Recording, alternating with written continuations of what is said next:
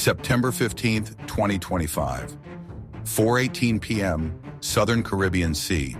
A Venezuelan patrol ship swings hard to port, cutting directly across the path of a U.S. Navy destroyer sailing in international waters. On board the USS Nitze, an Arleigh Burke-class guided missile destroyer, the bridge crew spots the maneuver instantly. No radio call, no warning. Just 2,300 tons of steel accelerating to 22 knots and closing fast. At less than 12 nautical miles, there's no space for assumptions. Every second matters. Inside the Combat Information Center, the message is clear. Unidentified contact altering course. CPA under 3 miles and shrinking.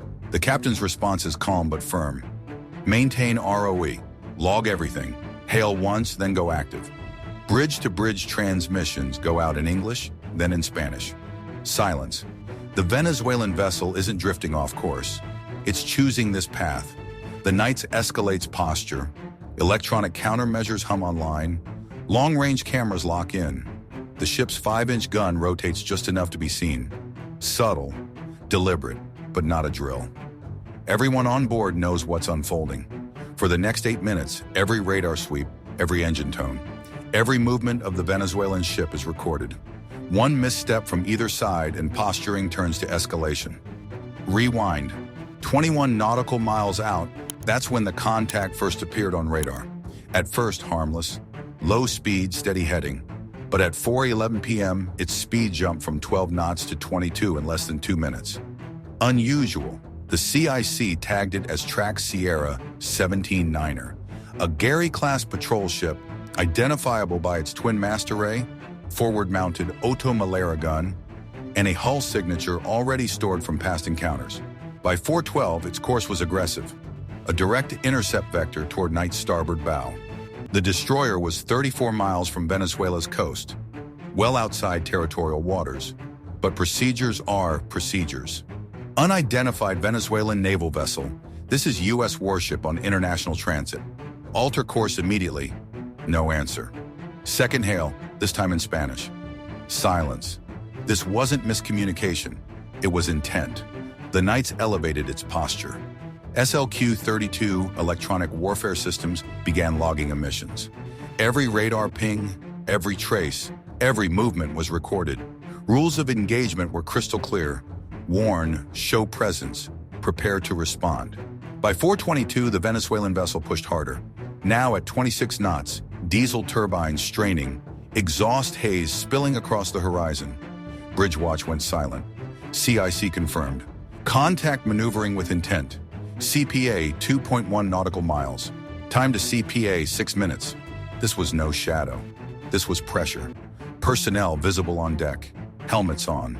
Movement near the gun mount. Weapons not yet manned. Still, tension climbed. Flight ops greenlit. The Seahawk helicopter readied. Not for combat, but for presence. 2 pilots, 1 sensor operator. Infrared systems calibrated.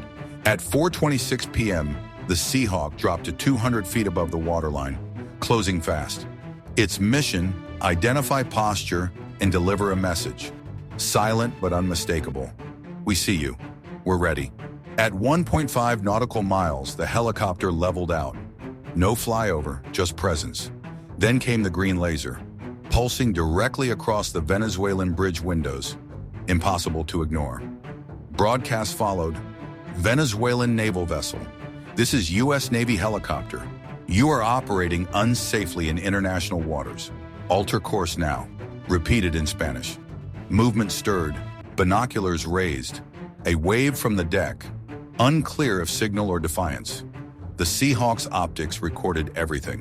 Facial heat signatures, timestamps, geolocation. Legal proof, not just intel. The Venezuelan radar painted the Seahawk. Not fire control, but surface search. Targeting behavior without the trigger. That line was getting thinner. Still, the Seahawk circled wide, deliberate, its weapons bay visible but ambiguous. Sonobuoys? Torpedoes? Nobody knew. That was the point. And then, the shift. Venezuelan speed dropped, 24 knots, then 22. By 4:32, it was down to 19. A subtle turn, no longer a direct intercept. The wake shortened. Deck crew pulled back from the forward gun. Another sailor waved, palms outward, universal for no harm intended. Finally, the radio cracked alive. United States naval vessel, we are exercising sovereign patrol duties in proximity to Venezuelan waters. Request you adjust heading. Not an apology, but the first response. The Knights replied immediately. Venezuelan vessel, this is U.S. warship conducting legal transit in international waters. Your movements are being recorded. Unsafe maneuvers will be treated as escalatory. Silence, then distance. The Seahawk orbited once more, then peeled off. By 4:38 p.m., the Venezuelan patrol ship trailed 6 nautical miles astern, still visible, but no longer a threat. No shots fired, no missiles launched, just a ballet of steel, optics, and precision flying. Venezuela blinked first, but this wasn't random.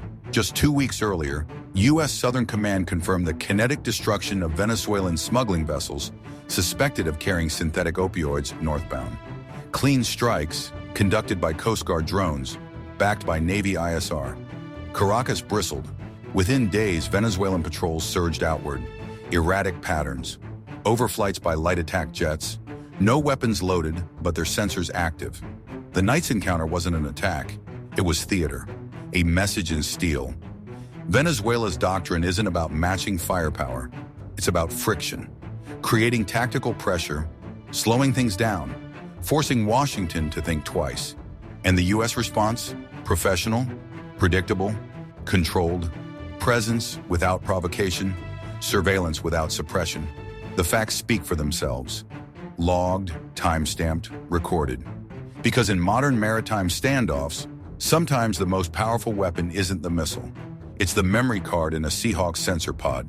By 4:45 p.m., the Venezuelan ship trailed 9 miles astern.